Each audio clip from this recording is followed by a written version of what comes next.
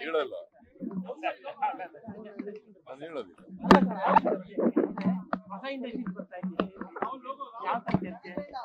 ಇದ್ರ ಬಗ್ಗೆ ಎಲ್ಲ ಮಾತಾಡ್ತಾ ಇದ್ದೆ. ಅಲ್ಲಿ ಕೆಲವು ಸಮಸ್ಯೆಗಳಿದ್ದವು, ಆ ಸಮಸ್ಯೆಗಳ ಬಗ್ಗೆ ಎಲ್ಲ ಮಾತಾಡ್ತಾ ಇದ್ದೆ. ಸರ್, ಈಗ ನಿನ್ನೆ ನೀವು ವಿಚಾರ ಮಾತಾಡಿದ್ರೆ ಈ ಶೈಕ್ಷಣಿಕ ವರ್ಷದಿಂದ ಜಾರಿ ಈ ಶೈಕ್ಷಣಿಕ ವರ್ಷ ಏನು